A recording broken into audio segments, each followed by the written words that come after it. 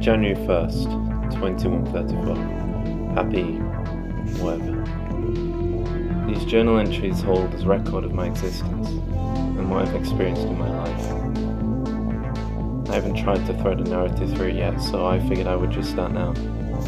I live in the city. The people here are docile. They don't give up and die, they don't fight for change, they just keep on their tracks, working with the rest to sustain whatever situation this is. Slaves to their own survival instincts.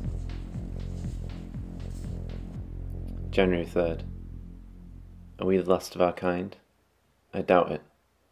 But it's not like I have any way to prove that. The city limits are tightly guarded. Those that guard them, the soldiers, seem to be the only people with life in them. Only thing is, what brings them joy just so happens to be sadism, and we're their playthings. The only time you want to hear them speak is if it's not directed at you. The relief that gives is almost euphoric. I myself was born after the war, after the missiles, the bombs, rubble, chaos and sickness. Like all the children here, I have no family.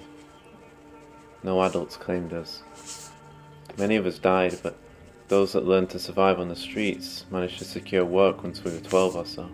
We happened to find our way. I have no great bond with any of my peers. If anything, I try to spend as little time with them as possible, though it wasn't always that way. I watched them grow strong on the streets, only to change into docile adults right before my eyes, and I learned that I hated them for it. It's easier to spend time with the older folk. They at least lost the light in their eyes long before I was born. January 10th. Now, should I tell you about the time I found the tunnel?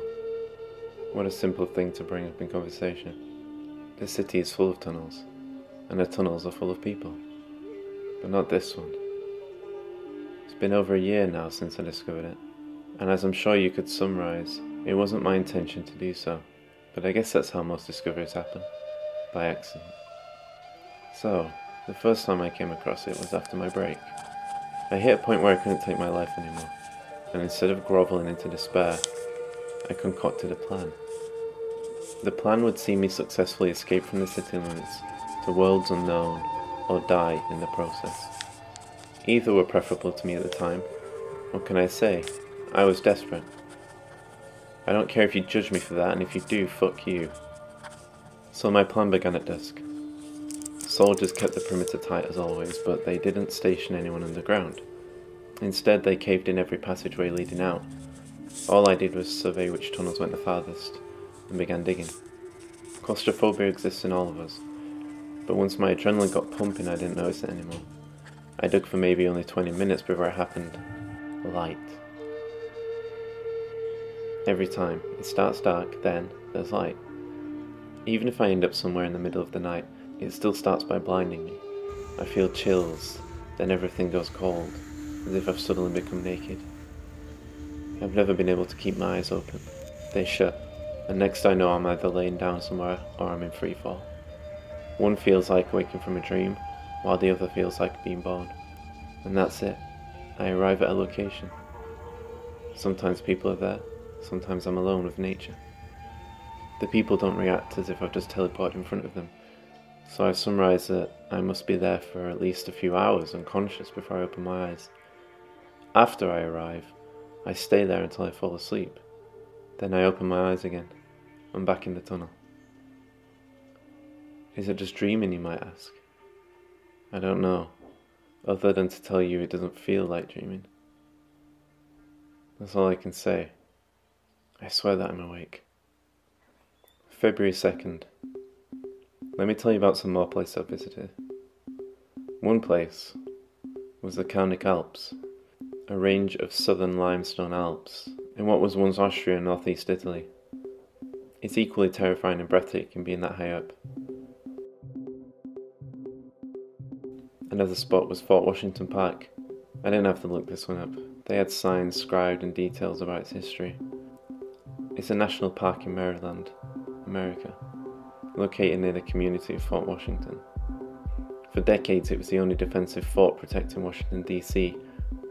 In all its mundarity, compared to life in the city, this humble historic site is beautiful. I really do believe in the power of perspective when I spend a day in sites like this.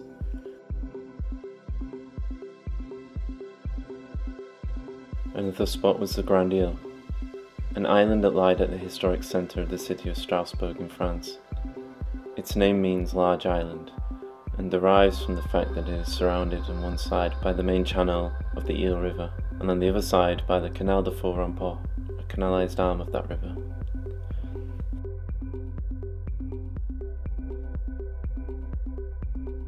February 19th, another worth mentioning, the Bien de Roc Memorial Temple. It was a cultural history project of the Communist Party and the people of Ho Chi Minh City, Vietnam. It was built to memorialise the significant contributions of the soldiers and people who were killed in the Saigon-Gia Dinh region during the anti-American and anti-French fighting. Another spot was Ora. Ora was a moshav, or settlement, in central Israel. Located southwest of Jerusalem, it fell under the jurisdiction of the Matei Yehuda Regional Council. It has a population of 1,314 before the war. One spot a little bit more fun than the others was Sandy Bay, Cape Town. Sandy Bay was a nudist beach in Africa, just south of Llandudno, on the west side of the Carbon Kelberg, and cannot be seen from the main road to Howe Bay, which turns inland above Llandudno. Another spot was St. Michael's Golden Domed Monastery.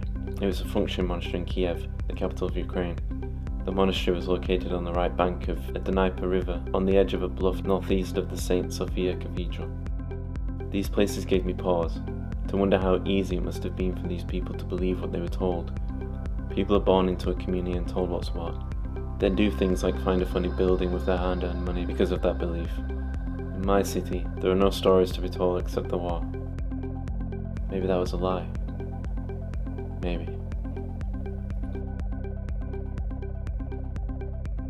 March 1st, another spot was the Kizi Museum on Kizi Island, official name being Kizi Pagost. It was a historic site from the 17th century. The island was located on Lake Onega in the Republic of Karelia, Russia. The Pogost is the area inside a fence which includes two large wooden churches, the 22-dome Transfiguration Church and the 9-dome Intercession Church, and a bell tower. The Pogost is famous for its beauty and longevity, despite being built exclusively of wood. In 1990 it was included in the UNESCO list of World Heritage Sites. Good for Russia, I say.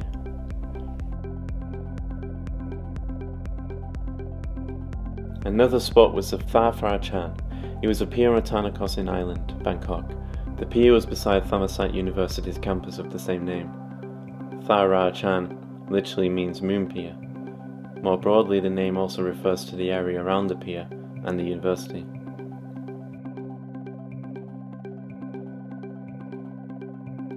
Another spot I visited was Finn. Finn was the city at the capital of the Finn district, Bandar Abbas County, Hormozgan province, Iran. The last time the world bothered to look at it was with the 2006 census, showing its population at 3,532, all in 860 families. What I felt spending the day in the city, looking at the barren world around it as I lapped the perimeter, was a true appreciation at the absolute abject ingenuity of humanity. How could we have made this kind of settlement work? In my current state, I can't say, only that we did. I know times were different before the war, but to see such a human marvel as this city located where it was, shows me a side of humanity I'd never seen in the city, and likely never will. We have such a great capacity, but in the same vein, I'm sure that is what ultimately caused our downfall, wasn't it? Is there no separation from our destruction? Can we not only be beautiful? Again, and lastly, I don't know. I only hope.